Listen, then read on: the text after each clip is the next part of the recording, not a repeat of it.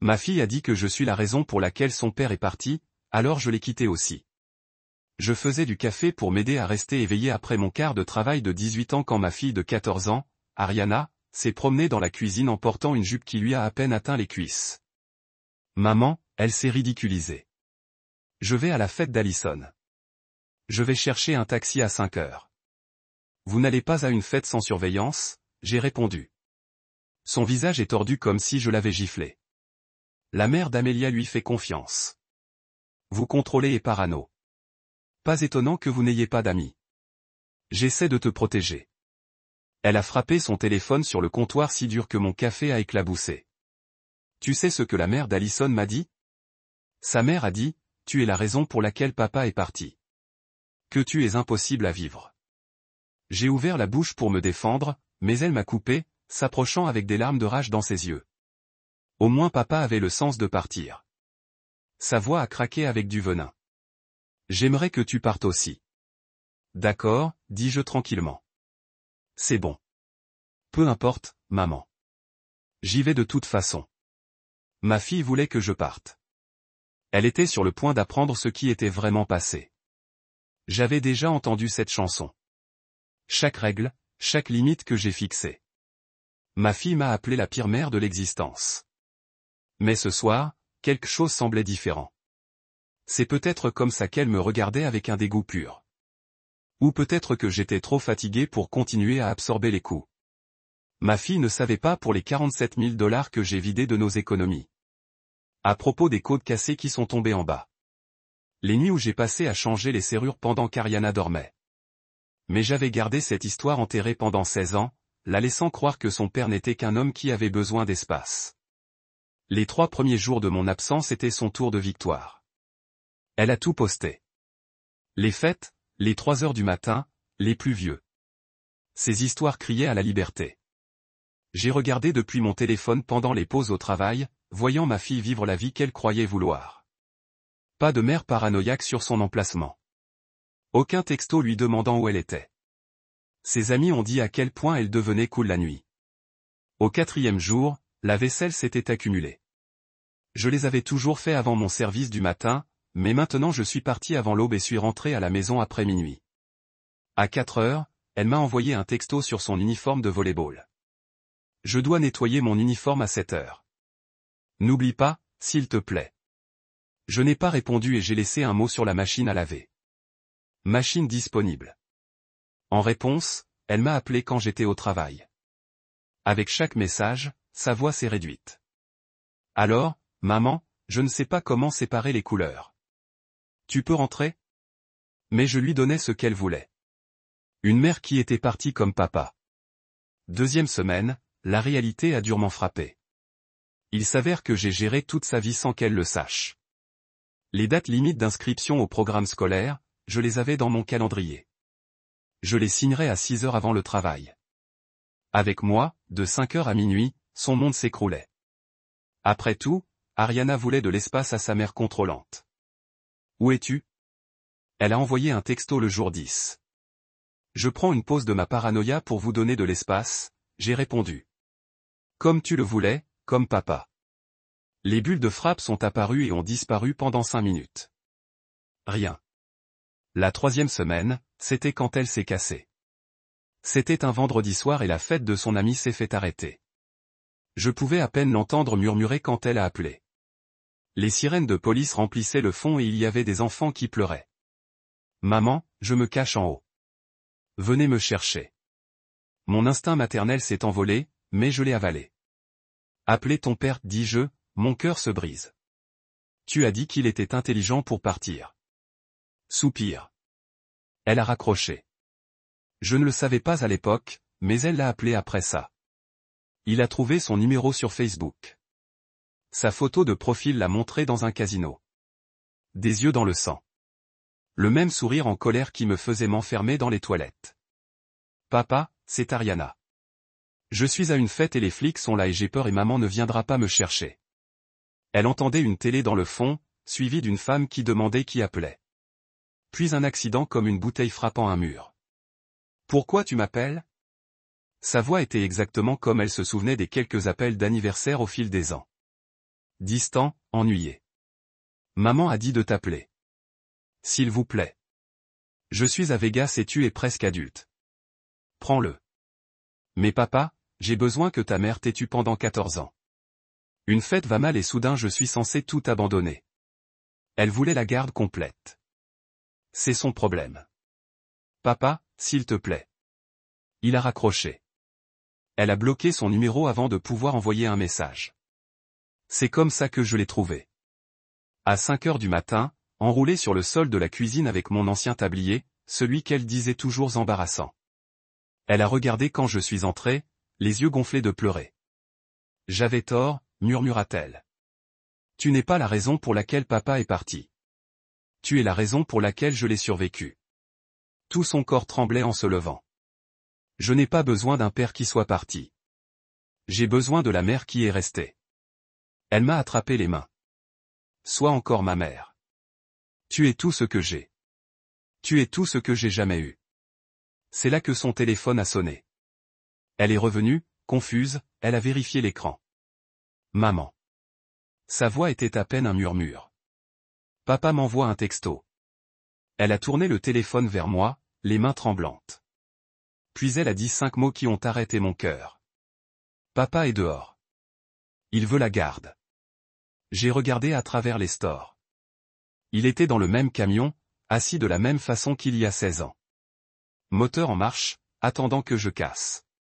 Je suis figé à la fenêtre, regardant son camion oisif dans l'obscurité. Mes mains tremblant alors qu'Ariana s'empare de mon bras avec un besoin que je n'ai pas ressenti depuis des années. Le moteur gronde comme une menace, et je sais d'expérience qu'il attend de voir si je vais craquer d'abord, si la peur me rend stupide. Je sors Ariana de la fenêtre et j'attrape mon téléphone, mon esprit court à travers 16 ans de compétences de survie que je pensais avoir laissées derrière. Mes doigts se déplacent rapidement, verrouillant la porte avant et la vérifiant 2 fois, puis la chaîne ferme, puis testant la poignée pour s'assurer qu'elle tient. Ariana me suit chambre à chambre pendant que je me déplace à travers la maison, son attitude antérieure complètement disparue pendant qu'elle me regarde vérifier chaque vœu concernant les visites avec son père. Elle est assise à la table de la cuisine avec un cahier et des chaussures sur son stylo pendant longtemps avant de commencer à écrire. Et je la laisse tranquille parce que ça doit être ses mots, pas les miens. 1 heure plus tard, elle me montre 3 pages d'écriture attentive pour adolescents, expliquant qu'elle veut des visites pour rester surveillée seulement parce qu'elle ne se sent pas en sécurité seule avec lui. Elle écrit à propos de la fête et l'appelle à l'aide et comment il l'a raccroché et a choisi de jouer sur sa fille. Et elle écrit sur la manipulation qu'elle a vue pendant la visite surveillée. Ses paroles sont simples et honnêtes d'une manière qui frappe plus fort que ma déclaration détaillée. Et je lui dis que c'est parfait. Levenia a dit, les juges accordent une attention particulière à ce que veulent les adolescents parce qu'ils sont assez vieux pour avoir de vraies opinions, et je suis reconnaissant que la voix d'Ariana soit entendue, même si je déteste qu'elle doive l'utiliser de cette façon. Elle met sa déclaration dans le dossier des preuves avec la mienne, et nous avons tous les deux l'impression de construire quelque chose de solide, quelque chose qui pourrait en fait nous protéger. L'officier Colombo m'envoie un mail vendredi matin pour me dire qu'il présente officiellement son rapport d'incident comme une pièce à conviction pour le tribunal. Et l'annexe comprend des photos de notre caméra de sonnette montrant le camion de mon ex à l'extérieur de notre maison. Le rapport documente la nuit où il s'est assis dans son camion en attendant et tout le temps qu'il a passé après l'ordonnance de blocage a été émis et les messages menaçants qu'il a envoyés avant que je bloque son numéro. La lire en langage policier rend ça plus réel. Comme ce tiers neutre confirme que oui, c'est arrivé. Cet homme est dangereux. Oui, ces femmes avaient besoin de protection. Levenia l'ajoute à notre classeur de preuves avec des onglets colorés et des points forts. Et notre affaire est plus officielle tous les jours, moins comme ma parole contre la sienne et plus comme des faits documentés que même un juge sceptique ne peut ignorer. Les fonds pour l'aide aux victimes passent le vendredi après-midi avec un chèque de $800 pour rembourser les dépenses de sécurité et aider à améliorer la sécurité, et je pleure la lecture de la lettre d'approbation. Samedi matin, Ariana et moi passons 3 heures à installer de nouveaux cul-de-sac sur toutes les portes, le genre qui ne peut pas être frappé, même si quelqu'un essaie vraiment. Je lui apprends comment les mécanismes fonctionnent et où nous cachons les clés de rechange et l'acte physique de rendre notre maison plus sûre se sent bien d'une manière que la paperasse ne le fait jamais. Nous testons chaque verrouillage plusieurs fois et prenons des photos pour nos dossiers. Et je me rends compte que la sécurité n'est pas seulement une mesure restrictive dans les audiences. C'est aussi de l'acier, des vis et des portes qui tiendraient s'il essayait de les briser. Ariana suggère d'installer une serrure à chaîne sur la porte d'entrée. Et nous faisons un autre voyage à la quincaillerie et ajoutons cela à nos défenses. Le soir, notre maison ressemble à une forteresse, et j'ai mal aux mains à l'aide de l'exercice. Mais je dors mieux cette nuit-là, sachant qu'on a fait tout ce qu'on peut pour se protéger. La veille de l'audience, je ne peux pas dormir, donc Ariana et moi restons prêts à organiser notre classeur de preuves une fois de plus. Nous nous assurons que chaque document est en ordre, chaque photo est étiquetée, chaque déclaration est copiée et prête. Nous emballons des copies supplémentaires de tout dans un dossier au cas où les originaux seraient perdus ou endommagés. Et on a mis nos tenues sur le canapé. Ariana a choisi un jean foncé et un pull uni. Rien qui semble trop jeune ou trop grand. Et je porte un pantalon et une chemise qui me rend responsable et stable. Nous pratiquons les exercices de respiration profonde que l'avocat de la violence familiale nous a enseignés, comptant jusqu'à 4 sur l'inhalation et 6 sur l'expiration. Et nous faisons un plan pour le matin jusqu'à quelle heure nous mangerons le petit déjeuner et quand nous quitterons la maison. Ce rituel de préparation nous calme tous les deux même si nous avons encore peur et je suis reconnaissant de l'avoir comme partenaire dans ce combat. Même si elle n'aurait jamais dû apprendre ses compétences de survie à 14 ans. Le tribunal jeudi matin est exactement aussi effrayant que je l'imaginais. Tous les sols en marbre et les hauts plafonds et les gens en costume chair qui ressemblent à eux appartiennent ici. On voit mon ex dans le couloir avec son avocat et il essaie d'attraper l'œil d'Ariana, mais elle regarde droit devant le mur et je sens sa main serrer mes doigts si serrés engourdir. L'officier Colombo se tient près de la porte de la salle d'audience et il nous fait un petit clin d'œil quand on passe et qu'on sait qu'il est là comme notre témoin me fait me sentir moins seul. Le Venia nous rencontre à l'entrée, qui a l'air calme et professionnel dans son costume de marine et elle met sa main sur mon épaule et me dit que nous sommes prêts pour ça.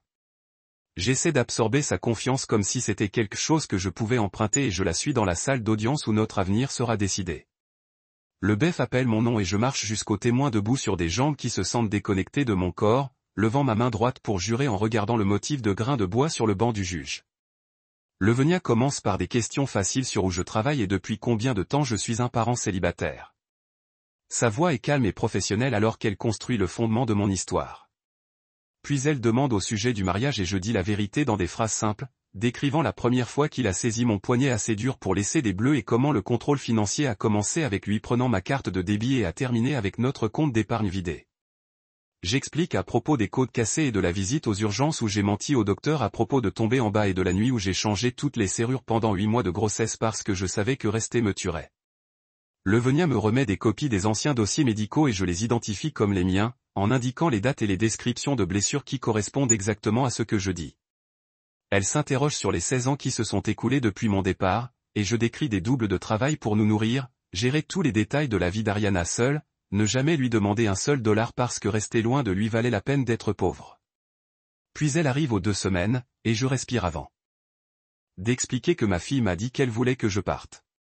Donc, je lui ai donné de l'espace en travaillant de longues équipes tout en payant toutes les factures et en s'assurant que la maison fonctionne.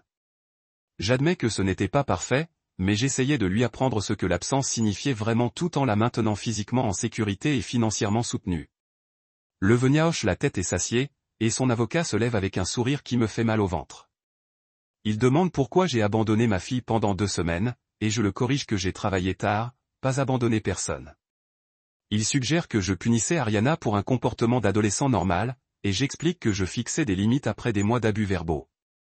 Il évoque la fête où je refuse de la prendre et je reste calme en décrivant comment je lui ai dit d'appeler son père, l'homme qu'elle prétendait être bien meilleur que moi. Il essaie de me faire paraître vindicatif, mais je garde ma voix stable et explique que parfois la meilleure façon d'enseigner une leçon est de laisser la réalité être le professeur. Le contre-interrogatoire dure 20 minutes, et je peux le sentir essayer de tourner chaque réponse, mais je m'en tiens aux faits et refuse d'être défensif ou émotionnel. Quand il s'assoit enfin, je me sens éjecté, mais toujours debout, et j'attrape l'œil d'Ariana dans la galerie où elle me fait un petit clin d'œil. Le juge pose quelques questions claires sur mon horaire de travail actuel et ma situation de vie, en écrivant des notes pendant que je réponds, et son visage ne donne rien sur ce qu'elle pense.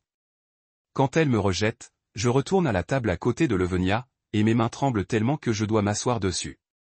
Le juge fait une courte pause, et une beffe conduit Ariana vers la porte de la chambre, et je regarde ma fille disparaître dans cette pièce privée où je ne peux pas la protéger ou l'aider à raconter son histoire. Le Venia met sa main sur mon bras et me rappelle qu'Ariana est forte et préparée. Mais les 20 prochaines minutes ont l'air de 20 heures pendant que je m'assois dans la salle d'audience en regardant la porte fermée. D'autres cas sont appelés et résolus pendant que nous attendons. L'avis des gens a été décidé en audience de 5 minutes sur les billets impayés et les dates de procès manquées. Enfin, la porte des chambres s'ouvre et Ariana sort avec des yeux rouges et un tissu embrayé dans sa main, mais ses épaules sont de retour et son menton est levé. Elle glisse dans le siège à côté de moi et murmure qu'elle a tout raconté au juge sur la fête et l'appel téléphonique et comment son père l'a raccroché à elle quand elle se cachait de la police. Elle dit que la juge a posé des questions très précises sur le point de savoir si elle se sentait en sécurité avec moi et si elle voulait voir son père seul. Et elle a répondu honnêtement à propos de ne vouloir que des visites supervisées. Je lui serre la main et elle se presse et Levenia se penche pour nous dire que dans les chambres les témoignages d'adolescents portent un vrai poids parce que les juges peuvent voir s'ils sont entraînés ou disent leur propre vérité. La juge revient sur le banc et rappelle notre affaire et je retiens mon souffle pendant qu'elle se frotte aux journaux. Le greffier remet au juge une pile de documents, et je reconnais notre classeur de preuves, la lettre du conseiller scolaire en haut avec le rapport du CPS en dessous. Le juge lit à travers chaque page lentement, faisant des notes dans les marges, et je peux voir ses sourcils levés légèrement quand elle arrive au rapport du centre de visite. Levenia se tient et marche le juge à travers les points clés, expliquant que chaque professionnel qui a observé cette famille voit le même modèle d'une mère protectrice et d'un père manipulateur. Elle souligne que la conseillère scolaire a noté l'anxiété d'Ariana au sujet du contact avec son père, que le CPS n'a trouvé aucune preuve de négligence malgré la plainte, et que la visite supervisée a pris fin tôt parce qu'Ariana a utilisé son mot de sécurité après que son père ait passé tout le temps à essayer de la retourner contre moi. Le juge hoche la tête et fait plus de notes, puis regarde directement mon ex et demande à son avocat s'il a des preuves pour contredire le modèle documenté entre plusieurs sources. Son avocat étouffe quelque chose à propos de l'aliénation parentale, et le juge le coupe en disant que la peur d'un enfant n'est pas l'aliénation quand elle est basée sur ce comportement réel des parents. Elle passe en revue les images de la caméra à sonnette montrant qu'il violait l'ordonnance de saisie temporaire et les SMS où il menaçait de prendre garde. Le poids de toute cette documentation assise sur le banc du juge ressemble à une validation. Comme peut-être que le système fonctionne en fait parfois quand vous documentez tout et dites la vérité régulièrement. La juge annonce qu'elle a besoin de 15 minutes pour tout examiner et que la BEF appelle une pause et on se classe dans le couloir où je fais des allers-retours pendant que Levenia vérifie son téléphone comme si c'était juste un autre jeudi. Ariana est assise sur un banc en train de ramasser ses ongles et je vois sa jambe rebondir d'énergie nerveuse. J'essaie de lire le visage de Levenia pour des indices sur comment ça se passe, mais elle sourit et dit, les preuves parlent d'elles-mêmes. Les 15 minutes s'étendent sur 20 et puis 25, et je commence à paniquer que le retard signifie mauvaise nouvelle. Enfin, la maison ouvre la porte et nous rappelle, et je prends la main d'Ariana alors que nous marchons vers notre table. La juge examine les deux côtés et commence à lire ses notes en indiquant qu'elle a examiné attentivement toutes les preuves et tous les témoignages. Elle dit que le modèle de comportement démontré par le père montre au sujet des tactiques de manipulation et d'intimidation et que les actions de la mère pendant la période de 2 ans alors que imparfait ne constituent pas l'abandon ou la négligence. Elle rend l'ordonnance de restriction permanente lui interdisant de venir à moins de 500 pieds de moi ou de me contacter directement pour quelque raison que ce soit. Ensuite, elle s'adresse à la visite et affirme que tous les contacts avec l'enfant mineur resteront supervisés aux frais du père sans considération pour un contact élargi jusqu'à ce qu'il termine un minimum de 6 mois de cours de gestion de la colère avec preuve de présence. Elle fait remarquer que la préférence clairement exprimée par Ariana pour un contact supervisé n'est accordée qu'à un poids significatif compte tenu de son âge et de sa maturité. Je sens que mes jambes deviennent faibles et je dois prendre la table pour rester debout et la main de Levenia sur mon épaule est la seule chose qui me retient à terre. Le juge poursuit la lecture et ordonne l'exécution immédiate de la pension alimentaire pour enfants avec saisie salariale par l'intermédiaire du système d'État, en calculant les ARAR sur la base de 16 ans de non-paiement des directives de l'État. Elle fixe le montant mensuel et avertit mon ex que l'omission de payer entraînera des accusations d'outrage et des peines de prison possibles et que ces remboursements d'impôts seront interceptés jusqu'à ce que les rameaux soient intégralement payés. Levenia me serre l'épaule et je peux à peine traiter ce que j'entends. Cet argent pourrait en fait venir régulièrement au lieu de me gratter sur mon seul salaire. Le juge explique que l'État gérera la collecte automatiquement afin que je n'ai pas à le poursuivre pour des paiements et que les ARAR auront des intérêts s'il essaie d'éviter de payer. Elle organise une audience d'examen pendant 6 mois afin d'évaluer ses progrès en matière de gestion de la colère et son respect des paiements. L'aide financière me frappe presque aussi fort que la décision de sécurité parce que la pauvreté m'écrase depuis 16 ans et maintenant peut-être que je peux me permettre de réparer la voiture et acheter des chaussures Ariana 9 sans choisir entre eux. Le juge demande s'il y a des questions et son avocat commence à s'y opposer, mais le juge le coupe en disant que sa décision est fondée sur des éléments de preuve clairs et convaincants et que le comportement propre du père durant cette procédure n'a fait que renforcer ses préoccupations. Elle se tape son gave et a été congédiée et je reste là à essayer de me rappeler comment respirer. Levenia nous mène vers la sortie latérale parce qu'elle peut voir son avocat essayer de nous approcher dans le couloir principal et elle les bloque avec son corps tout en leur disant fermement que nous n'avons rien à discuter. Nous poussons à travers la porte lourde dans le parking et je le vois debout près de son camion et pour la première fois il semble petit au lieu de terrifiant.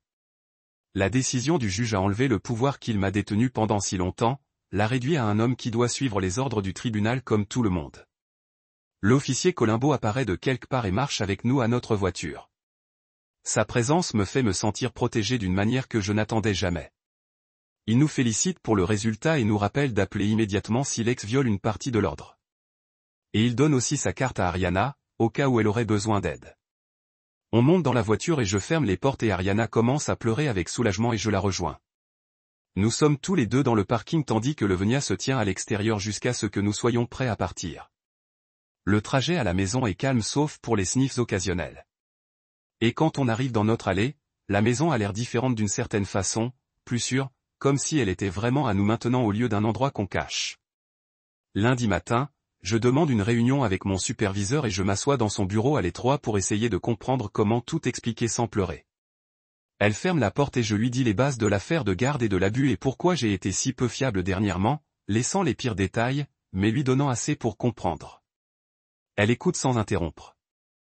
Et quand je finis, elle me surprend en m'excusant d'être frustrée sans savoir à quoi je faisais face. Elle monte l'horaire sur son ordinateur et m'offre 8 fois plus de travail que les doubles que j'ai travaillés, en expliquant qu'elle préférerait que je sois présent et fiable plutôt que brûlé et disparu. Le nouvel horaire signifie moins d'argent, mais cela signifie aussi que je serai à la maison pour le dîner et le coucher. Et je réalise que j'ai été tellement concentré sur la survie que j'ai oublié à quoi ressemble une vie normale. Elle me demande si j'ai besoin de mesures d'adaptation en vertu de la LMFM pour les dates du tribunal ou les rendez-vous de thérapie. Et j'ai presque pleuré à sa gentillesse d'avoir enfin un patron qui me traite comme un humain au lieu d'un corps chaud pour remplir l'écart. On serre la main et je quitte son bureau pour me sentir plus léger que moi depuis des mois. Comme si je pouvais construire une vraie vie au lieu de survivre au jour le jour. Ce soir-là, Ariana et moi sommes assis sur le canapé avec son ordinateur ouvert entre nous et nous commençons à parcourir ses comptes de médias sociaux un par un. Elle me montre sa liste de suiveurs Instagram, et on bloque toute personne liée à son père ou à sa famille, toute personne qui pourrait lui rapporter nos vies. Nous ne suivons pas les amis du parti qui ont encouragé sa rébellion et l'ont encouragé à se faufiler, ceux qui pensaient que les règles étaient l'oppression au lieu de la protection. Elle change tous ses paramètres de confidentialité au maximum, et nous passons par ses messages, en supprimant tout ce qui montre notre adresse ou son école ou les endroits où nous allons régulièrement. Je la regarde retirer volontairement les photos qu'elle aimait parce qu'elles compromettent notre sécurité. Et je suis reconnaissante qu'elle comprenne pourquoi ça compte. Nous faisons un compromis sur son maintien d'Instagram, mais le rendre privé avec moi ayant le mot de passe, et elle est d'accord sans argument que cela vaut la peine de perdre une certaine liberté pour nous garder tous les deux protégés. Elle me montre comment vérifier ses DM, et nous avons établi une règle qu'elle va me montrer tous les messages de comptes inconnus avant de répondre. Tout le processus prend 2 heures, et quand nous avons fini, sa présence sur les réseaux sociaux est bloquée, et elle admet que c'est plus sûr de cette façon, même si cela signifie moins d'amis et d'abonnés. La clinique communautaire de santé mentale appelle mardi avec une ouverture pour counseling sur une échelle mobile en fonction de mon revenu et je prends le rendez-vous avant qu'il puisse le donner à quelqu'un d'autre. Jeudi soir, nous conduisons à la clinique dans un centre commercial à côté d'un magasin de dollars et la salle d'attente sans le vieux café et l'anxiété. Le thérapeute est plus jeune que prévu avec des yeux aimables et un carnet qu'elle tient lâchement sur ses genoux. Elle nous demande chacun de décrire ce qui nous a amenés ici et Ariana va en premier, en expliquant comment me repousser et apprendre la dure façon que la liberté sans sécurité est juste un danger. Je décris le combat dans la cuisine et les 2 semaines de distance et comment nous avons failli nous perdre complètement. La thérapeute demande à Ariana ce qu'elle ressentait quand je reculais et la réponse de ma fille me brise le cœur, décrivant la terreur de réaliser que je pourrais réellement partir comme son père. J'explique comment ses paroles sur le fait d'espérer que je partirais plus profondément qu'elle ne le savait, frappant. Chaque blessure que j'ai portée de l'abandon de son père. Nous pleurons et nous excusons, et le thérapeute nous guide en parlant de nos erreurs sans nous attaquer. Elle nous donne des devoirs sur la communication et l'enregistrement quotidien, et elle nous planifie pour des sessions hebdomadaires. Sortir, je me sens cru mais plein d'espoir, comme si nous pouvions construire quelque chose de plus honnête que ce que nous avions auparavant. 2 semaines après l'audience, je me présente au match de volleyball d'Ariana pour la première fois depuis que tout a explosé. Et je trouve un endroit dans les gradins où je peux voir toute la cour. Elle se réchauffe avec son équipe et ne m'a pas encore vu. Et je la regarde servir et piquer avec un focus féroce que je reconnais de moi-même. Puis elle me met dans les tribunes et tout son visage se transforme, s'illumine avec un sourire si grand que ça me fait mal à la poitrine. Elle fait des vagues et je la revois dire à ses coéquipiers quelque chose avant le début du match. Le match est serré et bruyant, et je me hurlais à cheval, applaudissant pour chaque point. Et quand Ariana fait le pic gagnant, tout le gymnase éclate. Après le match, elle s'écrase, transpirant et respirant fort, et elle m'embrasse sans se soucier qu'elle soit dégoûtante. Ses coéquipiers se sont mis à demander si je suis sa mère, et elle me présente fièrement, et je serre la main avec des filles qui n'ont entendu parler de moi que par les plaintes d'Ariana. Nous quittons le gymnase ensemble, et je demande si elle veut fêter, et son visage s'allume à nouveau quand je suggère la pizza, même si je sais que ça va allonger le budget de cette semaine. Nous allons à l'endroit bon marché avec les cabines rouges et commander un grand pepperoni avec des bâtonnets de pain. Et pendant 2 heures, nous sommes juste une mère et une fille normale qui rient et qui parlent de tout sauf le tribunal, la garde et le danger. Elle me parle de ses cours, de ses amis et d'un garçon qu'elle aime peut-être. Et je lui parle du drôle de client au travail et de mes collègues de travail. On a partagé le dernier bâton de pain et je me rends compte que c'est pour ça que je me bats. Ces moments ordinaires où nous arrivons à juste être ensemble sans peur qui nous pend. La facture vient et je la paie sans gagner et nous rentrons à la maison pleins et heureux. Et je me rappelle ce que ça fait de ne pas être en mode survie chaque seconde. 3 semaines après la fête de la pizza, nous sommes de retour au centre de visite pour la 2e visite supervisée. Et cette fois, Ariana rentre avec ses épaules en arrière au lieu d'être en avant. Caleb nous hoche de son bureau d'angle, et elle disparaît par la salle de visite marquée par la porte. Je prends ma chaise en plastique dans le hall. Par la fenêtre d'observation, je la regarde s'asseoir en face de son père avec ses mains pliées sur la table et son visage calme comme notre thérapeute lui a appris. Il se penche vers l'avant avec cette voix de père inquiet dont je me souviens avant que tout ne se soit mal passé et commence à demander à propos de l'école et du volleyball et si je travaille encore ces heures folles. Elle répond avec oui ou non, rien de plus, sa voix plate et stable. Il change de tactique et mentionne à quel point je dois être fatigué, comment elle serait mieux avec lui maintenant qu'il a sa vie ensemble, comment il a un bel appartement et elle pourrait avoir sa propre chambre.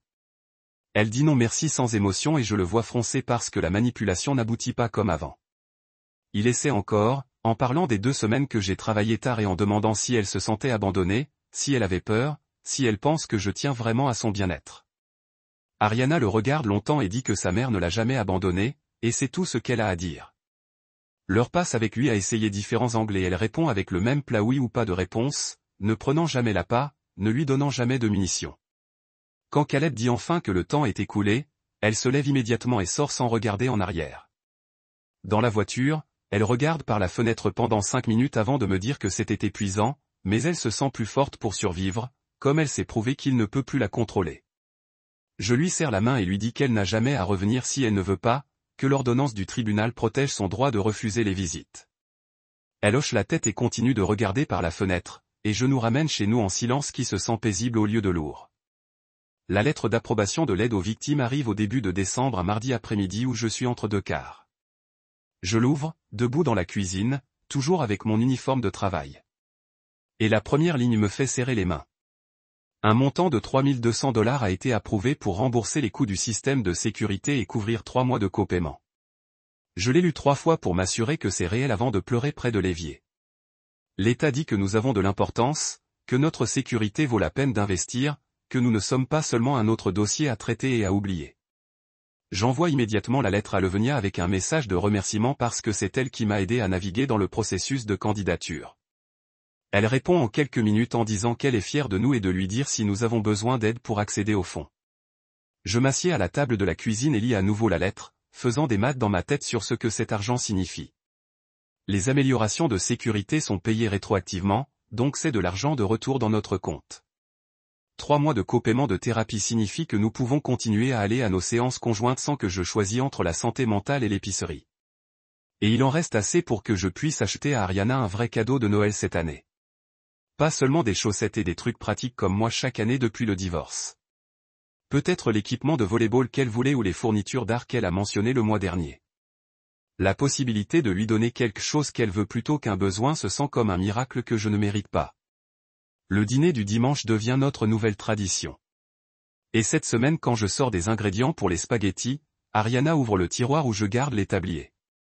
Elle tient le bleu fané avec le ridicule motif tournesol. Celle qu'elle se moquait de moi pour porter celle qu'elle portait ce soir-là, je l'ai trouvée sur le sol de la cuisine. Elle demande tranquillement si nous pouvons continuer à utiliser celui-ci pour notre cuisine du dimanche. J'ai la gorge serrée et je hoche la tête parce que je n'ai pas confiance en ma voix. Elle l'attache avec un sourire timide et admet qu'elle se sent en sécurité et connectée à notre maison d'une manière qu'elle ne comprenait pas avant. Je réalise en ce moment que le tablier représente tout ce qu'elle a failli perdre quand elle m'a repoussé. Tous les moments ordinaires de cuisine et de nettoyage et d'être ensemble qu'elle a pris pour acquis jusqu'à ce qu'il soit parti. On fait des spaghettis et du pain à l'ail pendant que la musique joue à partir de son téléphone. Quelque chose de génial que je ne reconnais pas. Elle me montre comment couper l'ail comme son professeur d'économie domestique l'a appris. Et je prétends ne pas le savoir déjà parce que la regarder m'apprendre quelque chose la rend si heureuse. Nous dansons mal pendant que les pâtes bouillissent, nous croisant dans notre petite cuisine et riant quand j'ai failli frapper la sauce. La cuisine qui a vu notre pire combat, où elle m'a dit qu'elle voulait que je parte, devient l'endroit où nous rebâtissons notre relation un repas à la fois. Après le dîner, je sors un morceau de papier vierge et suggère d'écrire nos nouvelles règles familiales ensemble. Pas les frontières de crise désespérée d'avant, mais des lignes directrices durables avec lesquelles nous pouvons réellement vivre. Ariana est assise en face de moi à la table et nous commençons à énumérer des choses. Communication sur les plans et l'endroit, couvre-feu raisonnable les soirs et les week-ends de l'école, les paramètres de confidentialité des médias sociaux et ce qui est sur de posters, comment nous traitons les désaccords sans se détruire. Elle suggère d'ajouter des règles sur l'enregistrement quand on est contrarié au lieu de laisser les choses s'accumuler, et j'écris ça. J'ajoute une règle sur la demande d'aide quand on en a besoin, et elle hoche la tête. Puis elle dit tranquillement qu'on devrait ajouter une règle sur moi ne travaillant pas plus de 10 heures par jour, sauf si c'est une urgence. Je suis surpris, et elle regarde le journal au lieu de moi. Elle dit qu'elle ne veut pas que je brûle en essayant de nous fournir, qu'elle préfère avoir moins de trucs et plus de temps avec moi. Je dois cligner des larmes parce que ma fille pense à mon bien-être, aussi, pas seulement à sa propre liberté. On signe le document en bas, et je le mets sur le frigo avec un aimant. C'est moins comme une punition et plus comme une promesse que nous choisissons de rester connectés même quand c'est dur. Le lendemain soir, nous avons sorti notre plan de sécurité une fois de plus pour le mettre à jour maintenant que les choses se sont stabilisées. Nous confirmons que tous ces numéros restent bloqués sur nos deux téléphones, et je montre à Ariana comment vérifier sa liste de blocs pour s'assurer qu'il n'a pas trouvé de nouvelles façons de la contacter. Nous examinons nos mots de code pour différentes situations d'urgence, celles que nous avons pratiquées il y a des mois et que nous n'avons pas eu besoin d'utiliser. Nous passons en revue notre liste de contacts d'urgence et nous assurons que tous les numéros sont encore à jour. J'envoie un SMS à l'officier Colombo et je lui demande si on peut organiser des check-in trimestriels juste pour maintenir la relation, et il répond dans une heure qu'il nous mettra sur son calendrier. Ariana suggère aussi d'ajouter le numéro de nos voisins à la liste d'urgence car elle est chez elle pendant la journée et j'écris ça. Le plan se sent moins urgent maintenant, moins comme nous nous attachons constamment à l'attaque, mais c'est toujours nécessaire. La sécurité n'est pas quelque chose que vous réalisez une fois et que vous oubliez. C'est l'entretien continu, comme changer les batteries de détecteurs de fumée ou vérifier les serrures de porte. Nous pratiquons le plan une fois de plus, marchant dans ce que nous ferions s'il venait à la maison ou à l'école d'Ariana ou à essayer de la contacter par quelqu'un d'autre. Ensuite, nous le déposons dans le tiroir de la cuisine où nous conservons des papiers importants, en espérant que nous n'en aurons jamais besoin, mais confiants que nous pourrions l'exécuter si nous le devions. Je m'assieds pour écrire cette mise à jour finale, non pas parce que l'histoire est terminée, mais parce que je dois être honnête sur où nous sommes maintenant. On est plus en sécurité qu'il y a 3 mois quand il est arrivé dans son camion devant notre maison. L'ordonnance de restriction est en place et appliquée, et il ne l'a pas violée depuis des semaines. La pension alimentaire pour enfants passe automatiquement chaque mois par la saisie salariale, et elle aide en fait les factures. Ariana a des outils pour se protéger que je n'ai jamais eu à son âge. Thérapie et limite, et la connaissance qu'elle peut refuser contact avec quelqu'un qui lui fait du mal. Nous sommes plus connectés maintenant qu'avant que tout n'explose. Parler honnêtement de choses difficiles au lieu de prétendre que tout va bien. On a encore des jours difficiles quand l'argent se serre ou quand Ariana fait des cauchemars à propos de son père qui vient à l'école. Je m'inquiète toujours de savoir s'il violera l'ordonnance, si la cour finira par nous forcer à des visites sans supervision, si je fais assez pour nous garder en sécurité. Mais nous construisons une vie où la sécurité et l'amour coexistent au lieu de rivaliser. Ma fille sait maintenant que je suis resté quand son père est parti. Que je suis ici tous les jours depuis 14 ans à travailler, à me battre et à la protéger même quand elle ne le voyait pas. Elle sait que rester n'est ni faiblesse ni désespoir. C'est la force la plus dure. Et ce n'est rien. C'est tout. Serrure de fenêtre. Nous empilons la table de cuisine et 2 chaises contre la porte arrière parce que la serrure est vieille et je ne lui fais pas confiance. Et je montre à Ariana comment se barricader dans les toilettes si quelqu'un entre. Mes mains sont stables maintenant parce que j'ai déjà fait ça. Et la mémoire musculaire de la survie entre en jeu, même si mon cœur bat si fort que je le sens dans ma gorge. J'assieds Ariana à la table de la cuisine après qu'on l'ait déplacée et on a établi des règles pour le moment. Ce moment, cette crise qu'elle a invitée dans nos vies sans comprendre ce qu'elle faisait. Pas d'ouverture pour une raison quelconque. Téléphone chargé et à voix haute. Éloignez-vous des fenêtres. Et si son camion est toujours là dans 20 minutes, on appelle la police. Elle fait signe à tout ce que je dis. Son visage pâle et jeune, ressemble enfin à l'enfant de 14 ans qu'elle est en fait à la femme adulte qu'elle prétend être. Son téléphone bourdonne sur la table entre nous et nous sautons tous les deux. Elle le prend en secouant les mains et tourne l'écran vers moi.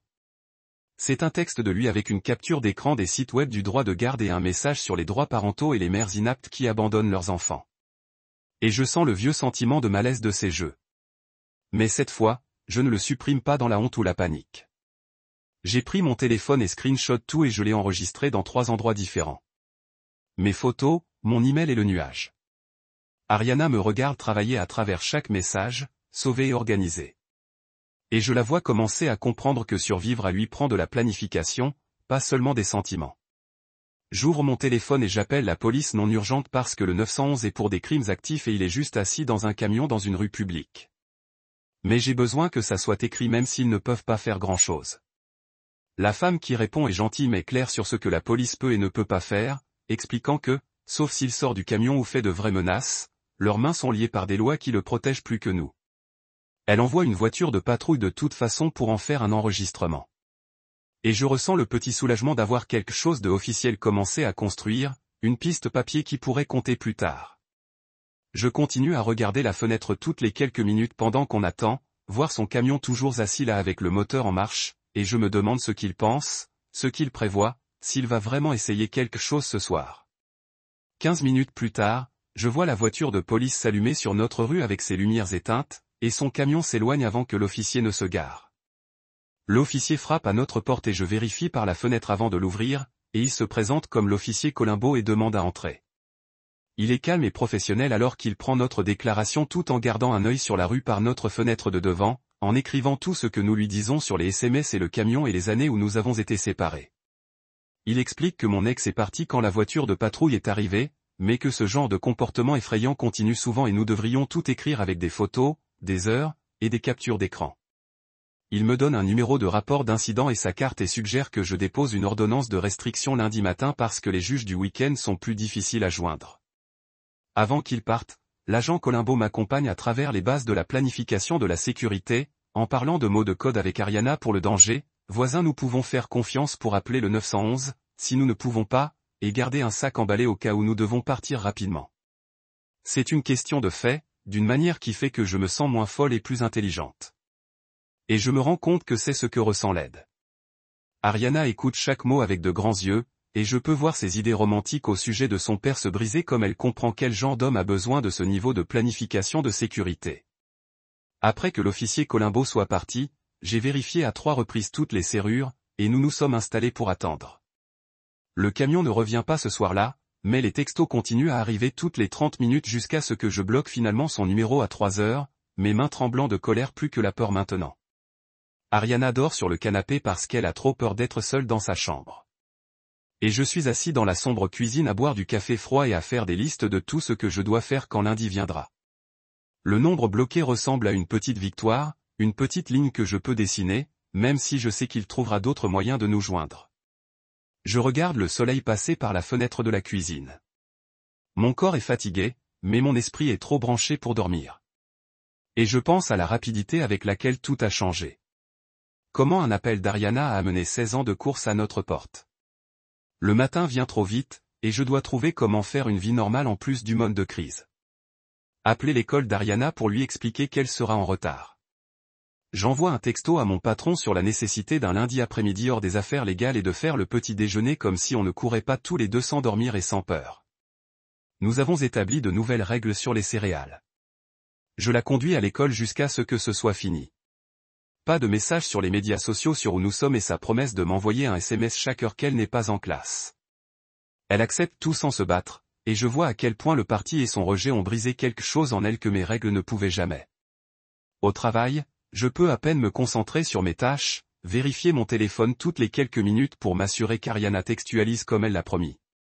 Pendant ma pause déjeuner, je m'assieds dans ma voiture et j'appelle la ligne téléphonique sur la violence familiale que l'agent Colombo a écrite au dos de sa carte, ma voix tremblant alors que j'explique que j'ai quitté mon agresseur il y a 16 ans, mais il est revenu maintenant. La femme au téléphone ne me juge pas pour l'intervalle de temps ou pour les erreurs que j'ai commises en laissant Ariana repousser les limites. Elle prépare une réunion de planification de la sécurité pour demain et demande si je suis en sécurité maintenant. En entendant quelqu'un poser cette question avec une vraie préoccupation me fait pleurer dans ma voiture dans le parking de travail. Et je me rends compte depuis combien de temps quelqu'un m'a demandé si j'allais bien, combien d'années j'ai passé à survivre sans que personne ne s'en rende compte. Je rentre du travail avec mes yeux encore rouges de pleurer et trouver Ariana attendant à la table de la cuisine avec 2 tasses de thé déjà faites. Elle en pousse un vers moi et commence à parler avant même que je puisse m'asseoir. Ces mots s'affaissent vite comme si elle les tenait toute la journée. Elle m'a parlé de la fête et de la façon dont elle s'est sentie si adulte en marchant avec sa jupe courte et ses amis prenant des photos. Comme la musique était bruyante et qu'il y avait des enfants plus âgés à boire et qu'elle se sentait comme si elle appartenait enfin quelque part. Puis les flics sont arrivés et soudain tout le monde courait et criait et elle était juste une enfant effrayée se cachant dans la salle de bain d'un étranger avec son cœur battant, écoutant les gens se faire arrêter en bas. Elle décrit appeler son père avec tant d'espoir dans sa voix, croyant vraiment qu'il allait tout abandonner et venir la sauver parce que c'est ce que font les parents quand leurs enfants ont des ennuis. La façon dont sa voix sonnait lointaine et ennuyée coupait à travers elle comme un couteau. Et quand il a dit qu'elle était presque adulte et qu'elle devait s'en occuper elle-même, elle s'est sentie comme quelqu'un l'a frappée dans l'estomac et a frappé tout l'air. Je la tiens pendant qu'elle pleure et lui dis ce que j'aurais dû lui dire il y a des années, que son départ n'avait rien à voir avec son être assez bon ou digne d'amour. J'explique qu'il était brisé de façon que nous ne pouvions pas réparer, que certaines personnes sont juste endommagées et qu'elles blessent tout le monde autour d'elles, peu importe combien vous essayez de les améliorer. Elle demande pourquoi je ne lui ai jamais dit la vérité, et je dis que j'essayais de la protéger de savoir que son père était le genre d'homme qui préférerait jouer à Vegas plutôt qu'aider sa propre fille. Mais c'était peut-être le mauvais choix. Nous nous asseyons là pendant longtemps avec sa tête sur mon épaule et je lui caresse les cheveux comme quand elle était petite et quelque chose se déplace entre nous qui se sent comme le début d'une véritable honnêteté au lieu des mensonges que je disais pour garder la paix. Après qu'elle ait cessé de pleurer, on nettoie la table et on sort du papier et des stylos pour faire un vrai plan de sécurité ensemble. Pas seulement les règles, mais les étapes réelles pour ce qu'il doit faire s'il arrive. Nous écrivons des mots de code pour différents niveaux de danger. Comme l'ananas signifie mettre fin à cette situation. Et parapluie veut dire appeler le 911. Ariana suggère de dire à notre voisine, Madame Chen, qu'elle pourrait parfois appeler la police si elle voit son camion ou entend crier. Et je suis surpris par la façon dont elle pense jusqu'à ce que je me souvienne que c'est ma fille. Et la survie coule dans notre sang que nous le voulions ou non.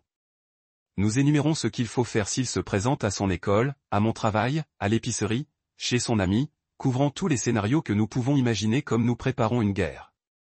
Elle écrit l'adresse de son école, et mon atelier, et nous pratiquons le plan comme un exercice d'incendie avec elle prétendant être à l'école quand il se pointe et moi l'entraînant en utilisant le mot de code avec un professeur. C'est à la fois ridicule et nécessaire. Cette chorégraphie de l'évasion que nous apprenons ensemble comme une danse que personne ne veut connaître. Nous enregistrons le plan à l'intérieur de sa porte de placard où elle peut le voir, mais les visiteurs ne peuvent pas et nous prenons toutes les deux des photos sur nos téléphones au cas où nous en aurions besoin quand nous ne sommes pas à la maison. Quand on aura fini, il est presque minuit et on est tous les deux épuisés. Mais j'ai l'impression qu'on a fait quelque chose d'utile au lieu d'avoir peur. Lundi matin, je me réveille tôt et j'appelle l'hôpital où j'ai donné naissance à Ariana, demandant le service des dossiers médicaux avec ma voix stable, même si mes mains tremblent. J'énumère les dates où je me souviens être allé aux urgences avec des accidents. Les côtes cassées en mars 2008, la commotion en juillet 2007, le poignet entortillé en novembre 2006. Toutes les blessures que j'ai expliquées avec des mensonges sur tomber en bas ou marcher dans les portes. Le greffier demande si j'en ai besoin à des fins juridiques, et je dis oui. Et il y a cette longue pause avant qu'elle me dise qu'ils seront prêts dans 3 jours ouvrables avec une douceur dans sa voix qui me dit qu'elle sait exactement de quel genre d'accident je parle. Elle ne pose pas de questions ou me fait expliquer. Et je suis reconnaissant pour cette petite miséricorde, de ne pas avoir à dire à haute voix que mon ex-mari m'a cassé les côtes pendant que j'étais enceinte de 6 mois. Je lui donne mon email et mon numéro de téléphone, et elle promet d'appeler. Quand les disques sont prêts pour le ramassage et j'ajoute cette tâche à ma liste croissante de preuves, me sentant comme je construis une affaire contre un fantôme qui devient soudainement solide et dangereux à nouveau. L'appel prend moins de 10 minutes, mais je transpire à la fin. Mon cœur courait comme si j'avais couru 1 kilomètre parce que demander ces disques rend tout réel d'une manière qu'il n'a pas été depuis 16 ans.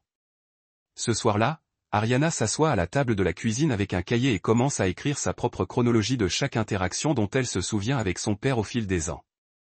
Elle écrit les appels d'anniversaire qui sont arrivés tard ou pas du tout. Les promesses de visiter pour Noël qui n'est jamais arrivé.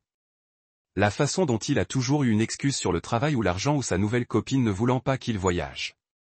L'écriture de sa main devient plus difficile. Et je peux voir des larmes tomber sur le papier, rendant l'encre floue dans les taches. Mais elle écrit comme si elle avait besoin de tout sortir. Elle me montre sa liste quand elle a fini et demande pourquoi elle ne pouvait pas la voir avant, pourquoi elle a passé des années à penser qu'il était juste occupé au lieu de réaliser qu'il ne se souciait tout simplement pas assez pour faire d'elle une priorité. Je lui dis que les enfants sont branchés pour aimer leurs parents même quand ses parents ne le méritent pas, que son cerveau la protégeait d'une vérité qui ferait trop mal à accepter. Elle hoche les yeux et ajoute sa chronologie au dossier avec mes dossiers médicaux et les captures d'écran de ses messages menaçants. Un autre morceau de l'histoire que nous construisons pour nous protéger de lui. Nous avons ce moment bizarre où nous regardons tous les deux toutes ces preuves de notre douleur séparée et nous nous rendons compte que nous avons combattu le même homme de différentes façons pour toute sa vie. J'ai passé l'heure suivante à programmer le numéro de la police non urgente dans nos 2 téléphones et à sauver la ligne directe de l'officier Colombo sous le nom d'urgence Dmitri afin que nous puissions l'atteindre rapidement si nous avons besoin d'aide. Nous testons le numéro pour nous assurer qu'il fonctionne. Et je garde le numéro de rapport d'incident de vendredi soir dans 3 endroits différents dans mes notes de téléphone, dans mes ébauches de courriel, et sur un morceau de papier enregistré dans mon portefeuille. Ariana me regarde faire tout ça et me demande pourquoi je fais si attention à garder la trace de tout. Et j'explique que perdre la trace des détails pourrait nous coûter tout au tribunal parce que les juges ont besoin de preuves, pas seulement des histoires. Ce genre d'organisation se sent comme le contrôle quand tout le reste se sent comme le chaos filant hors de portée.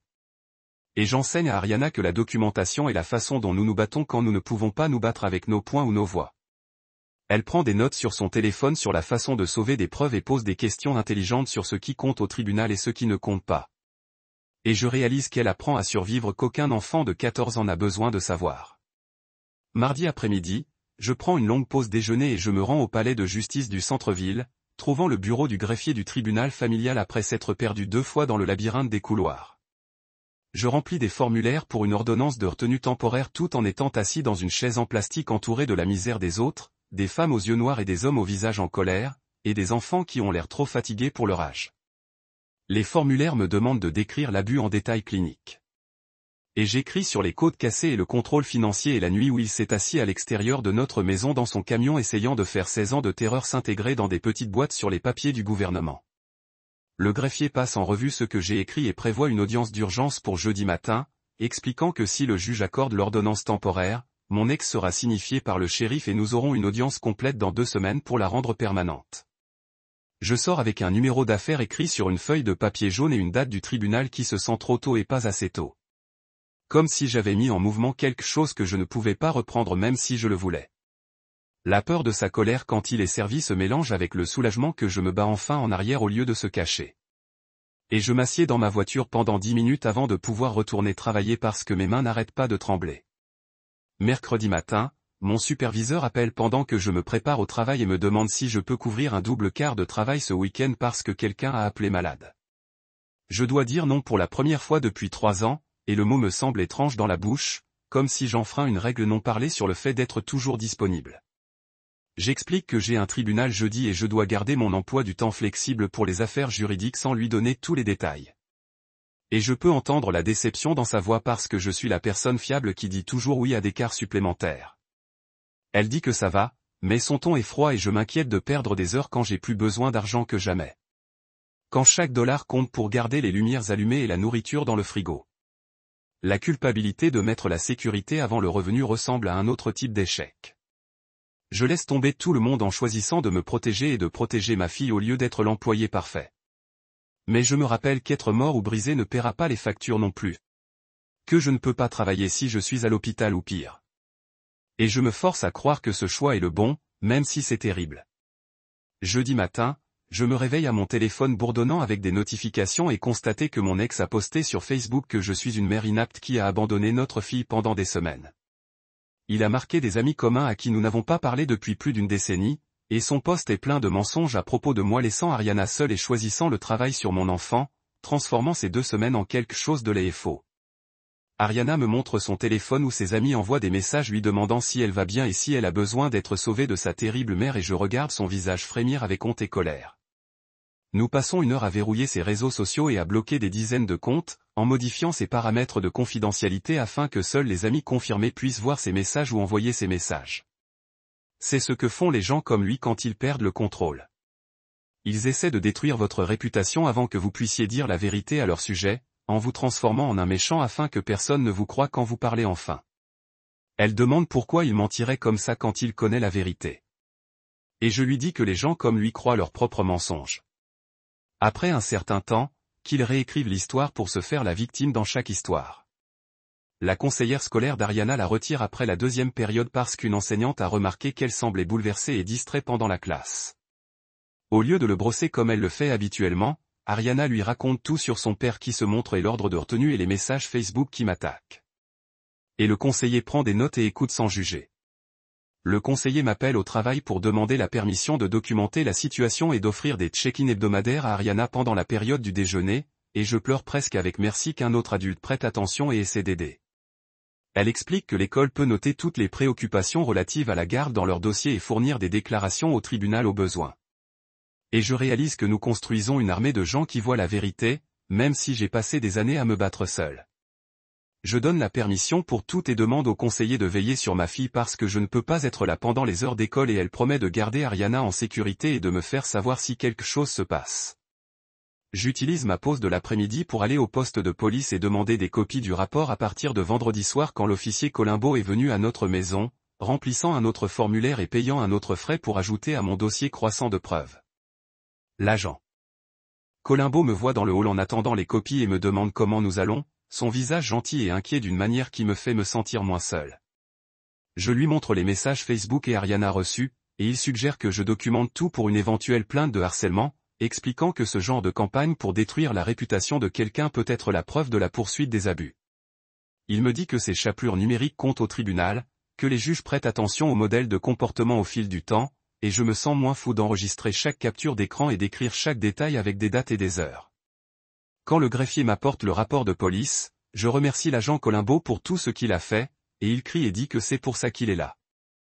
Et je me sens comme si le système pourrait vraiment fonctionner pour nous cette fois plutôt que contre nous. Vendredi après-midi, je trie l'inventaire dans la salle arrière quand quelqu'un appelle mon nom du front. Et je sors pour trouver un homme dans un polo avec une enveloppe de Manila. Il me demande si je suis moi, et quand je hoche la tête, il me donne l'enveloppe et dit « J'ai été servi ». Puis je sors avant de demander ce que ça veut dire. Mes mains tremblent alors que je la déchire et je sors une pile de papiers juridiques, les mots nageant alors que j'essaie de faire sens de la motion de garde. Et le tribunal de la famille et le défendeur. Et puis je vois le nom de mon ex comme pétitionnaire, et mon estomac tombe.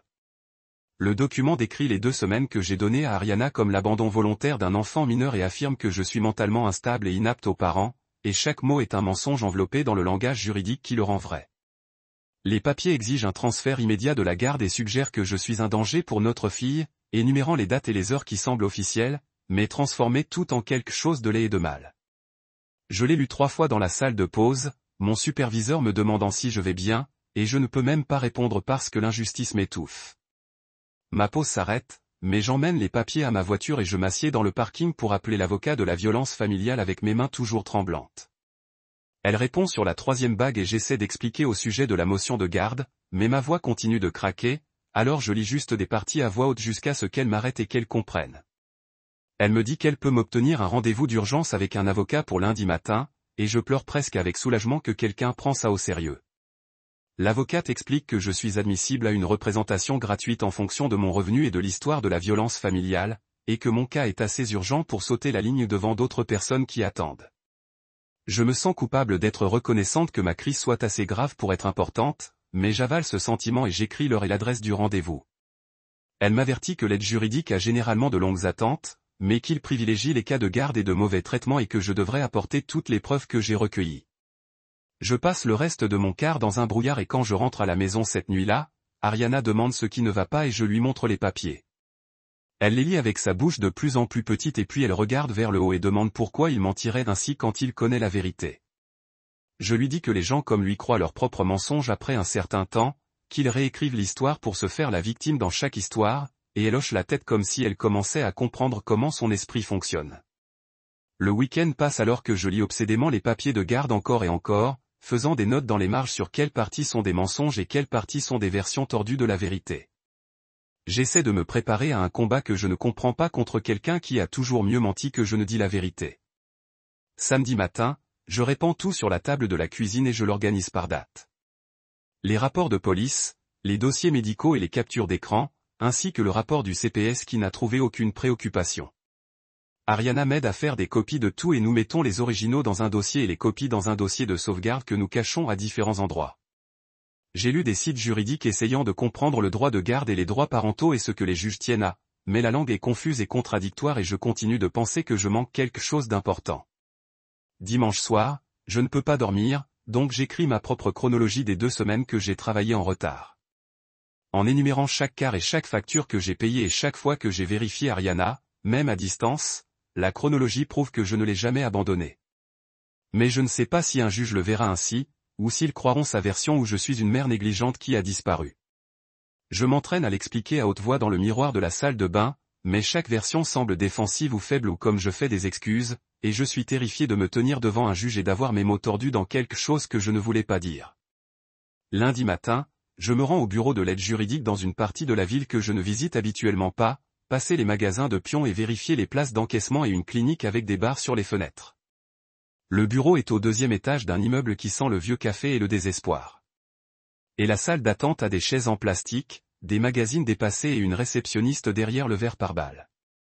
Je donne mon nom et je m'assieds à embrayer mon dossier de preuves et à essayer de ne pas penser à combien d'autres personnes ont besoin d'être dans la même pièce.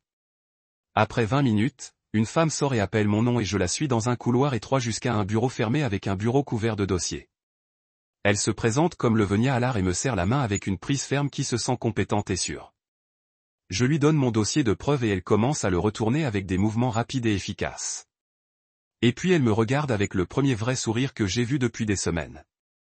Le Venia explique que les affaires de garde impliquant la violence familiale ont des protections spécifiques et que les juges prennent les antécédents de violence au sérieux lorsqu'ils prennent des décisions concernant des enfants.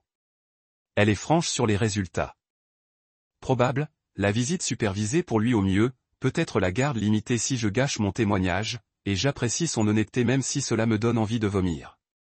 Elle me dit que les 2 semaines que j'ai passées seront définitivement utilisées contre moi et que je dois être prêt à expliquer mon raisonnement sans sonner comme si je punissais ma fille. Je hoche les bras de ma chaise et j'essaie d'absorber tout ce qu'elle dit sur les procédures judiciaires et les règles de preuve et sur le fonctionnement du tribunal de la famille.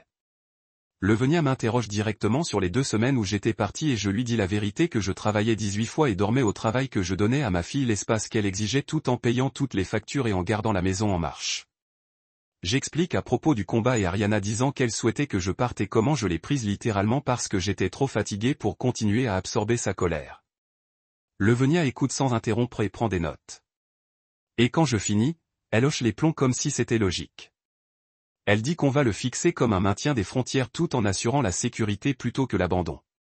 Et ce réglage des limites est en fait bon parent même quand il semble dur de l'extérieur. Elle m'entraîne à en parler au tribunal sans avoir l'air défensive. Pratiquer des phrases comme « j'ai continué à fournir financièrement et émotionnellement tout en lui donnant l'indépendance qu'elle a demandé ». Nous passons en revue la preuve pièce par pièce, et elle souligne les parties qui comptent le plus. Le rapport de la police de quand il était assis devant notre maison, le dossier médical d'il y a des années, la déclaration du conseiller scolaire. Le Venia me prévient que son avocat va tordre tout ce que je dis et essayer de me faire paraître instable ou vindicatif, mais que la vérité dit calmement est plus puissante que ses mensonges dits avec rage. Elle me fait m'entraîner à répondre à des questions hostiles jusqu'à ce que je puisse rester stable même quand je veux pleurer ou crier. Quand je quitte son bureau 2 heures plus tard, j'ai l'impression d'avoir une stratégie au lieu de paniquer. Et ce petit changement fait toute la différence. Ce soir-là, Ariana et moi nous asseyons à la table de la cuisine et nous pratiquons à raconter notre histoire ensemble, à comprendre comment expliquer le combat, la fête et l'appel téléphonique sans que l'un ou l'autre de nous paraisse terrible. Nous écrivons une chronologie honnête à propos de nos 2 erreurs, de ses limites, et de moi qui retirons trop loin, mais montre comment nous sommes revenus ensemble quand ça comptait. Ariana pratique ce qu'elle dira si le juge pose ses questions, en le gardant simple et sincère sans blâmer personne. Nous convenons que l'honnêteté est notre seule arme parce que ces mensonges finiront par se contredire, mais notre vérité restera cohérente parce que cela s'est réellement produit. Elle serre ma main sur la table et dit qu'elle dira au juge que je ne l'ai jamais abandonné, que je travaillais toujours pour nous garder en sécurité, même quand elle ne le voyait pas. Je regarde ma fille assise là avec sa mâchoire et ses yeux clairs, et je réalise qu'elle a grandi plus en 2 semaines que dans les 14 années précédentes. Nous pratiquons jusqu'à ce que nous puissions raconter l'histoire sans pleurer ni nous mettre en colère, jusqu'à ce que cela ressemble à des faits au lieu d'émotions. Et puis nous avons rangé les notes et faire le dîner ensemble comme ceci est juste un lundi soir normal. Mardi matin, l'audience d'ordonnance d'urgence se déroule dans une petite salle d'audience qui sent le vernis au sol et le stress. Levenia me retrouve dehors et on revoit le plan une fois de plus. Sa voix calme et professionnelle pendant que mes mains serrent le dossier d'épreuve.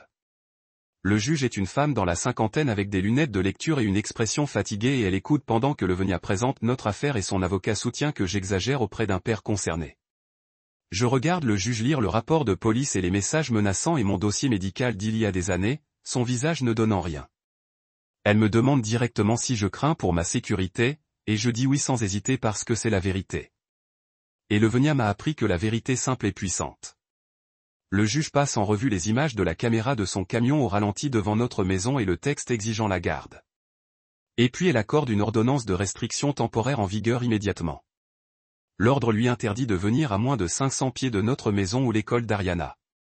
Mais Levenia m'a averti que cela arriverait, donc je ne suis pas surpris quand le juge ajoute que la visite surveillée est toujours autorisée en attendant l'audience de garde complète parce que les tribunaux favorisent le contact parental. Je me sens protégé et exposé assis dans la salle d'audience. Gracieuse pour la frontière, mais effrayée que ce ne soit pas assez pour l'arrêter s'il décide de l'ignorer.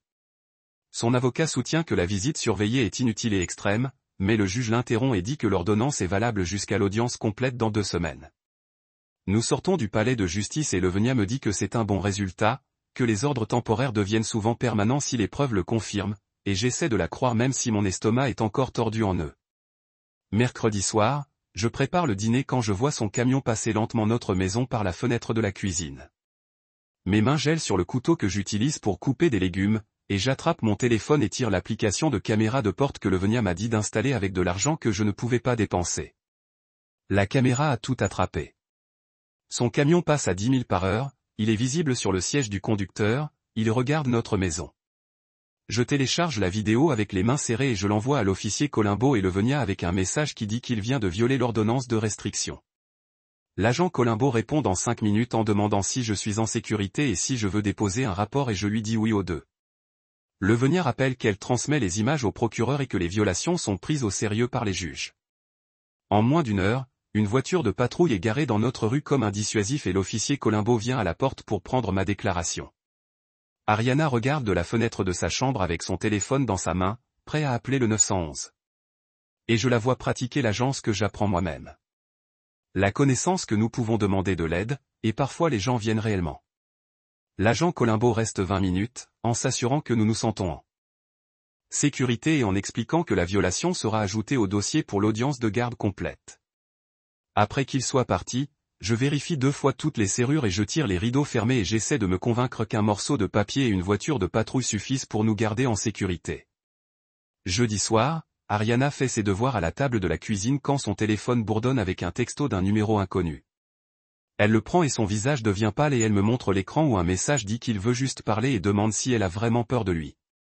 Le numéro n'est pas bloqué avant, donc son père essaie clairement de contourner le contact bloqué en utilisant un autre téléphone. Je la regarde regarder le message avec son pouce planant sur le bouton de réponse, et je ne lui dis pas quoi faire. Je m'assois juste à côté d'elle et je lui rappelle les mots de code qu'on a pratiqués. Je lui demande ce qu'elle pense qu'il veut de cette conversation, et elle est calme pendant longtemps avant de dire qu'il veut qu'elle se sente coupable de se protéger. Elle supprime le message sans répondre et bloque le nouveau numéro. Et je suis si fier d'elle que je pourrais pleurer. Ce petit acte de choisir la sécurité plutôt que le fantasme de la réconciliation que les enfants espèrent toujours avec les parents absents. Nous ajoutons la capture d'écran à notre dossier de preuve et je l'envoie à Levenia qui répond que ce type de violation de contact renforce notre cas. Ariana retourne à ses devoirs comme si de rien n'était, mais je vois ses mains trembler un peu et je sais que ça lui a coûté quelque chose même si c'était le bon choix. Vendredi soir, je m'assois pour payer les factures et les maths ne marchent plus.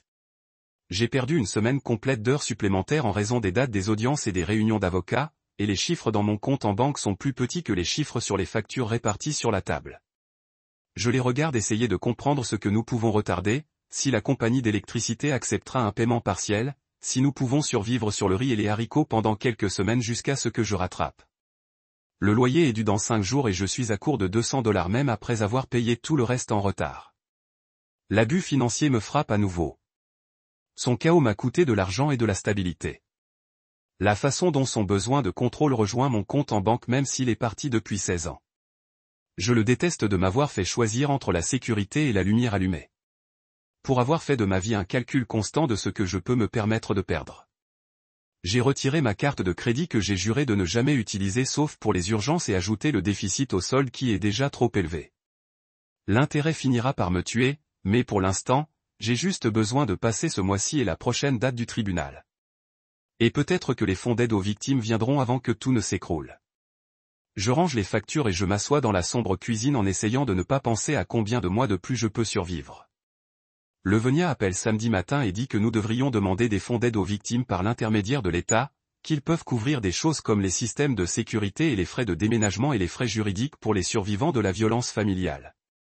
Elle m'envoie l'application et je l'imprime et commence à remplir les boîtes avec des détails sur l'abus que je dois revivre dans le langage bureaucratique. Le formulaire pour les dates, les descriptions et la documentation à l'appui et j'ai joint des copies des dossiers médicaux et des rapports de police ainsi que de l'ordonnance de restriction. Chaque question me fait écrire un autre morceau du cauchemar. Les côtes cassées et le compte en banque vidé, et les nuits où j'ai passé à changer les serrures pendant que je suis enceinte et terrifiée. Levenia promet que les fonds peuvent faire une vraie différence s'ils sont approuvés. Qu'il pourrait couvrir la caméra de porte et les nouvelles serrures et même certains des coûts juridiques que l'aide juridique ne supporte pas. Je remplis chaque ligne soigneusement et je vérifie que j'ai joint tous les documents requis. Et puis je le soumets en ligne avec une prière que certains bureaux du gouvernement nous verront comme dignes d'aide. Le courriel de confirmation indique que le traitement dure de 4 à 6 semaines. Et j'essaie de ne pas penser au nombre d'autres familles qui se disputent le même argent limité ou si nous en aurons encore besoin d'ici là. Le courriel de confirmation indique que le traitement dure de 4 à 6 semaines et j'essaie de ne pas penser à combien d'autres familles sont en compétition pour le même argent limité ou si nous en aurons encore besoin avant qu'il arrive. Mardi matin, je me prépare au travail quand quelqu'un frappe à la porte à 9 heures. Et à travers le trou de pipe, je vois une femme en affaires avec un clipboard et un badge d'identité du comté. J'ouvre la porte et elle se présente comme Rossman Beck des services de protection de l'enfance, expliquant que mon ex a déposé une plainte pour négligence et qu'elle doit enquêter. Mon estomac tourne parce que Levenia m'a averti que cela arriverait, qu'il utiliserait tous les systèmes disponibles pour me punir pour me battre. Rossman demande à entrer et à regarder autour de la maison, et elle doit interviewer Ariana en privé, et je n'ai d'autre choix que de la laisser entrer, même si chaque instinct crie que d'inviter des agents du gouvernement dans votre maison ne finit jamais bien pour des gens comme nous. Elle marche dans chaque chambre en prenant des notes pendant que je suis derrière, me sentant comme un criminel dans ma propre maison, la regardant vérifier le frigo pour la nourriture et la salle de bain pour les fournitures de base et la chambre d'Ariana pour les risques de sécurité. Elle s'interroge sur nos routines et nos horaires, sur les 2 semaines pendant lesquelles j'ai travaillé pendant de longues heures, sur l'ordonnance de restriction et sur la raison pour laquelle elle était nécessaire. Je réponds à toutes les questions aussi honnêtement que possible sans rompre, en expliquant que je travaillais toujours pour nous soutenir, que je n'ai jamais abandonné ma fille même quand je lui ai donné l'espace qu'elle exigeait. Le visage de Rossman reste neutre et professionnel, ne me donnant aucun indice si elle me croit ou pense que je suis juste un autre parent négligent faisant des excuses. Elle demande si Ariana est à la maison et je lui envoie un texto pour sortir de sa chambre et ma fille apparaît dans le couloir et semble nerveuse et jeune dans ses vêtements d'école. Rossman explique qu'elle doit parler à Ariana seule pendant environ 30 minutes et je les regarde disparaître dans la chambre. D'Ariana et fermer la porte. Je m'assieds à la table de la cuisine en essayant de ne pas paniquer, imaginant toutes les façons dont cette interview pourrait mal tourner, toutes les choses qu'Ariana pourrait dire qui pourraient être tordues en preuve contre moi.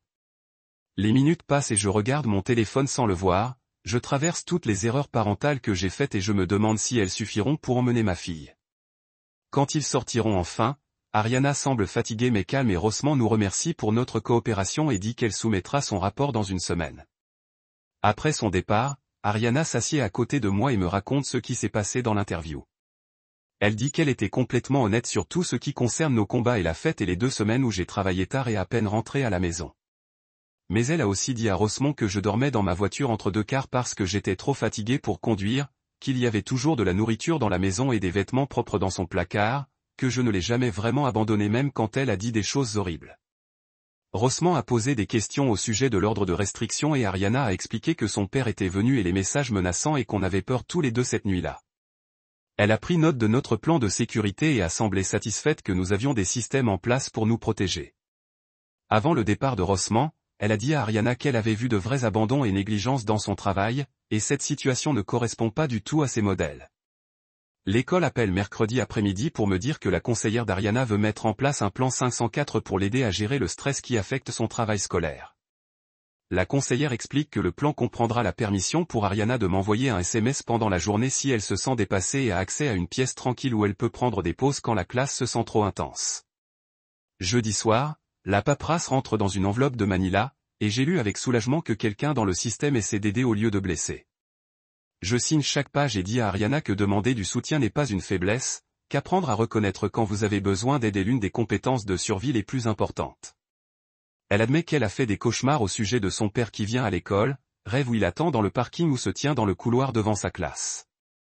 Je lui promets que l'ordonnance de restriction signifie que l'école va appeler la police s'il vient quelque part près du campus, que tous ses professeurs savent le surveiller. Elle fait signe, mais je vois à ses yeux qu'elle ne croit pas pleinement que les promesses peuvent la protéger.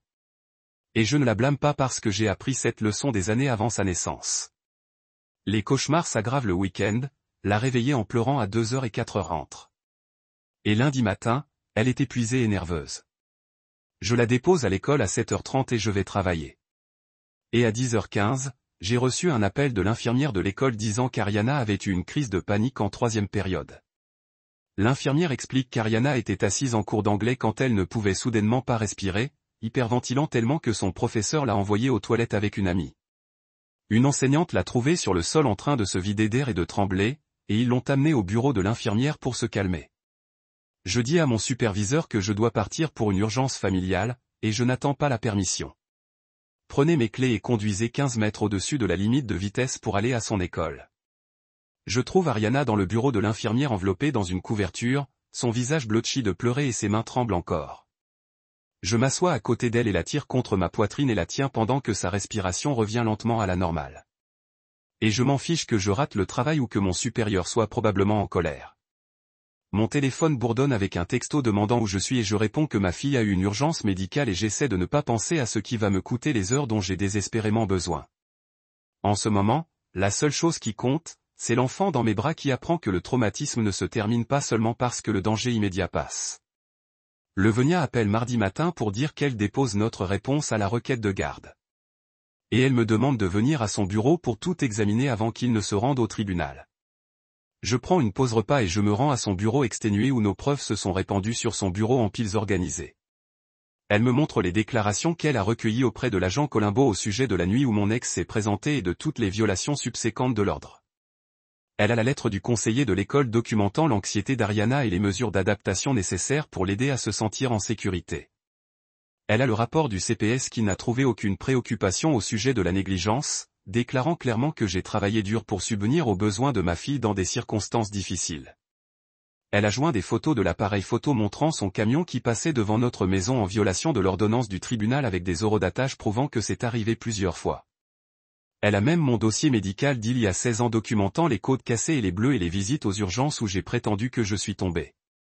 Je la regarde assembler toutes ces pièces en une réponse complète qui raconte notre histoire à travers la documentation officielle.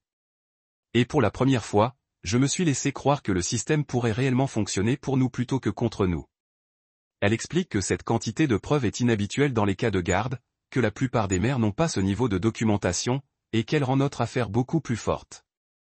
Son avocat envoie une lettre la semaine suivante pour abandonner toute l'affaire de garde si je suis d'accord pour une visite sans supervision tous les 2 week-ends.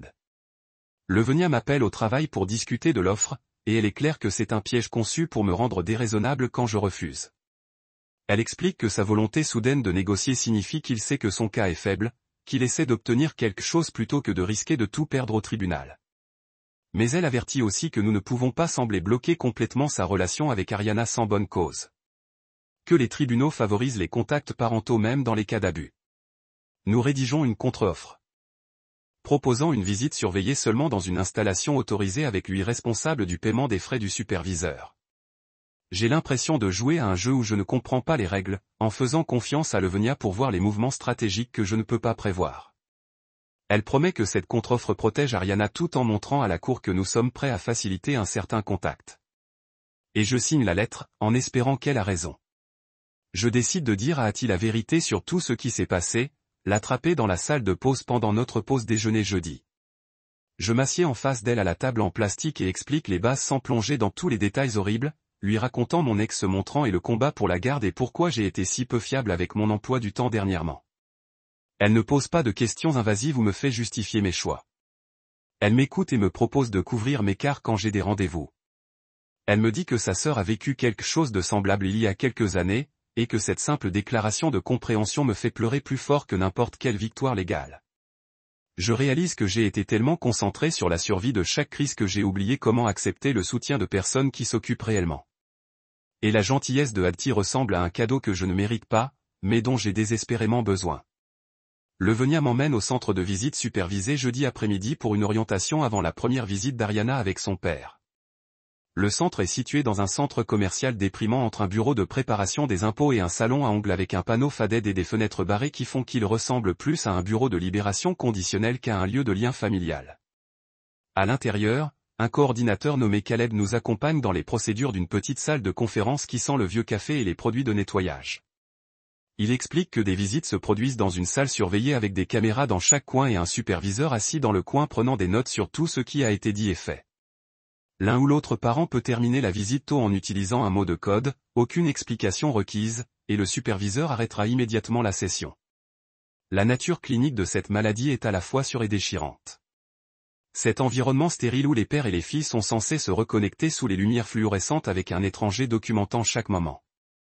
Caleb nous montre la salle de visite avec ses meubles inconfortables et les jouets pour enfants qui ressemblent à ceux qu'il venait d'un magasin de secours. Et j'imagine qu'Ariana assise dans ce triste espace essayant d'avoir une relation avec l'homme qui l'a abandonnée. Cette nuit-là, je m'assois avec Ariana à la table de la cuisine et lui demande si elle veut assister à la première visite supervisée avec son père, en indiquant clairement qu'elle a le droit de dire non et je soutiendrai tout ce qu'elle décidera. Elle est calme pendant longtemps, en train de choisir un fil sur sa manche avant de dire qu'elle devrait partir au moins une fois. Elle explique qu'elle a besoin de le voir avec des yeux clairs maintenant qu'elle connaît la vérité sur qui il est vraiment, que l'éviter pour toujours le rendra juste plus puissant dans son imagination. Nous parlons de ce à quoi s'attendre pendant la visite, et je lui apprends le mot de code pour y mettre fin tôt, faisant sa pratique le dire à haute voix jusqu'à ce que ce soit naturel. J'ai peur de la laisser entrer dans cette pièce, même avec supervision. Mais je sais que la forcer à l'éviter ne fera que lui donner plus de contrôle sur ses pensées. Samedi matin arrive trop vite et je conduis Ariana au centre de visite avec mon estomac en nœud, en regardant son choix à ses ongles dans le siège passager comme elle le fait quand elle est nerveuse. Elle porte un jean et un sweat. Rien de chic et son visage est pâle et sérieux. Je l'accompagne à l'intérieur et Caleb nous retrouve dans le hall, en expliquant que j'attendrai ici pendant la visite pendant qu'il supervise dans la chambre. Je regarde Ariana disparaître par une porte marquée salle de visite avec ses épaules au carré comme elle se prépare pour la bataille. Et puis je suis seul dans le hall avec rien à faire que d'attendre. Je m'assieds dans une chaise en plastique inconfortable et retire mon téléphone, défilant à travers les médias sociaux sans vraiment voir quelque chose. Chaque minute se sent comme une heure que j'imagine ce qui se passe derrière cette porte fermée. Je revérifie mon téléphone, même si seulement 3 minutes se sont écoulées depuis la dernière fois que j'ai regardé, et ma jambe n'arrêtera pas de rebondir contre la chaise en plastique. Le lobby est trop calme sauf pour le bourdonnement des lumières fluorescentes et une horloge qui tourne quelque part derrière moi. Et je continue à regarder cette porte marquée salle de visite à comme je peux voir à travers elle si je me concentre assez fort. 20 minutes, je n'en peux plus, et je me lève, passant devant la réception où la réceptionniste tape, et je trouve un angle près du couloir où il y a une petite fenêtre d'observation avec des stores à moitié fermés. Je sais que je ne suis pas censé regarder, mais je ne peux pas m'en empêcher. Je dois voir qu'elle va bien. À travers les trous dans les stores, j'attrape des aperçus de lui assis en face d'Ariana à une petite table. Et sa voix porte ce ton doux que je me rappelle dès les premières années où il pouvait me convaincre que briser la vaisselle était ma faute pour les avoir mis dans le mauvais placard. Il se penche avec ses coudes sur la table, en utilisant cette voix de papa inquiet pour demander si elle va bien, si je la traite bien, si elle a tout ce dont elle a besoin. Caleb est assis dans le coin avec un presse-papier, prenant des notes, son visage complètement neutre comme il a vu cette performance 100 fois auparavant. Le langage corporel d'Ariana est fermé, ses bras croisés et ses épaules serrées, et elle donne des réponses d'un mot sans faire de contact visuel. Je le vois atteindre la table comme il veut prendre sa main, et elle se retire immédiatement. Et je suis si fier d'elle, je pourrais pleurer ici dans ce couloir. Il essaie une approche différente, sa voix devient plus douce, disant quelque chose sur le fait qu'elle lui manque et comment il souhaite que les choses soient différentes. Puis son ton change légèrement et j'attrape des mots comme ta mère et je nous garde séparés et si elle t'aimait vraiment. Et je regarde le visage d'Ariana passer de la garde à la colère. Elle s'assied plus droit et dit quelque chose de court qui le rend penché et Caleb écrit quelque chose sur son presse-papier. Il essaie encore. Cette fois avec le sourire charmant qui faisait tourner mon estomac avant que j'apprenne ce que cela signifiait vraiment. Et il parle de vouloir passer plus de temps avec elle, de comment elle vieillit et mérite de faire ses propres choix.